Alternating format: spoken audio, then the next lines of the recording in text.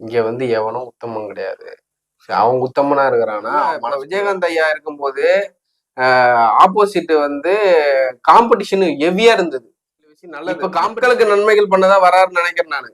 மக்களுக்கு நன்மை பண்ணும்போது நம்ம தான் ஆதரவு கொடுக்கணும்.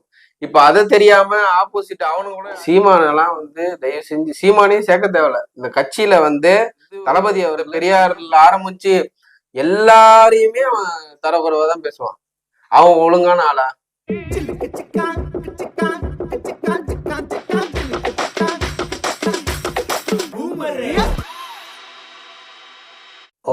இப்போ சீமானளவு பாத்தீங்கன்னா திரும்பவும் தளபதியிடம் வந்து சேர போறாருன்னு ஒரு வைரலான நியூஸ் ஒன்று வந்துட்டு இருந்தது. அண்ணாமலையும் சரி தேவையில்லாத வார்த்தைகளும் தளபதி மேல கோரிக்கை வச்சுக்கிட்டே இருக்காங்க. அதை பத்தி என்ன நினைக்கிறீங்க?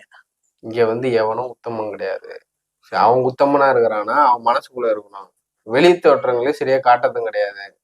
ஒரு விஷயத்த வந்து மக்கள் வந்து தெளிவா புரிஞ்சுக்கணும். மேடைக்கு மேடை ஏறி இன்னத்தையா ஒண்ணு பேசணும்னா வந்து தவிர்க்க வேண்டிய விஷயம். இப்ப இவ்வளவு நாளா வந்து தளபதி அவர்களே இளைய தளபதி அவர்களே என்ன பேசிட்டு இருந்தாரு?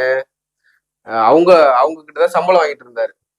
எங்க சன் பிக்சர்ல வந்து வேலை பார்த்தவரு இன்னைக்கு வெளியே வந்து சில விஷயம் நல்லது மக்களுக்கு நன்மைகள் பண்ணதான் வராருன்னு நினைக்கிறேன் நானு.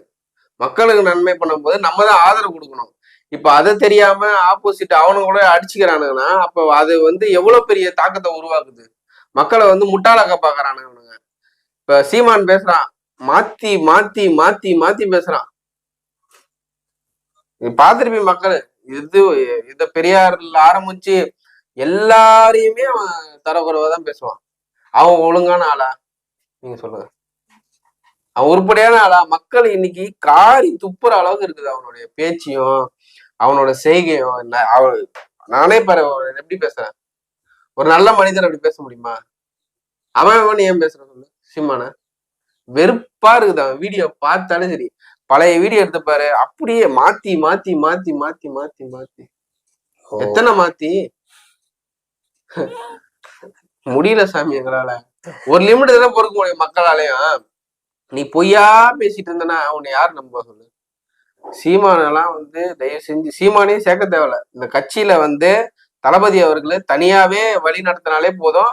மக்களுக்கு நல்ல விஷயம் கொண்டு போய் சேர்க்கும் போது அவரை வந்து மக்கள் நேசிப்பாங்க. ஆல்ரெடி நேசிக்கிறாங்க, இல்லைன்னு சொல்லலப்பா. மக்கள் நேசிக்கிற இடத்துல தான் இருக்காரு. அதனாலதான் வந்து இவ்வளோ வந்து அவருக்கு வந்து ஆதரவு தராங்க. பிரச்சனைகள் எவ்வளவுனா வரட்டுங்க, பிரச்சனையே கிடையாதுங்க. பிரச்சனைகளை வந்து மக்கள் வந்து ஃபேஸ் பண்ற ரெடியா தான் இருக்காங்க.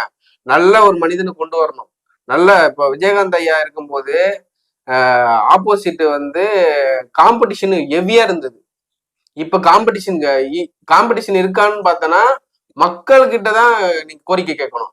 நீ வந்து எதிர்கட்சி தலைவர்கிட்ட போயிட்டு ஒரு 10 எக்ஸ்ட்ரா பிட்டிங் ஆளுங்கெல்லாம் இருப்பாங்கல்ல, அவங்களெல்லாம் கொண்டு வந்து இவர் நல்லவரா இவர் கெட்டவரான்னு கேட்கறது அவங்க கிட்ட கேட்க கூடாது, மக்கள்கிட்ட கேளு.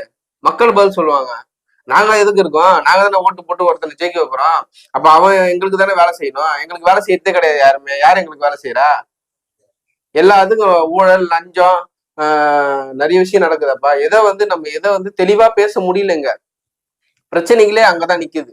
இப்ப ஒரு தலைவரை நீ ஜெயிக்க வைக்கிறனா, ஒரு முதலமைச்சர் வராருன்னா நீ கோரிக்கை வை.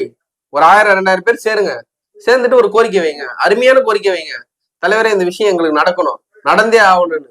பிரச்சனை வந்து கவுன்சிலர்ல ஆரம்பிச்சு தலைவர்ல ஆரம்பிச்சு இப்படிதான் போகணும். நீ எடுத்த உடனே முதலமைச்சரையே போய் டார்கெட் பண்ணாதீங்க.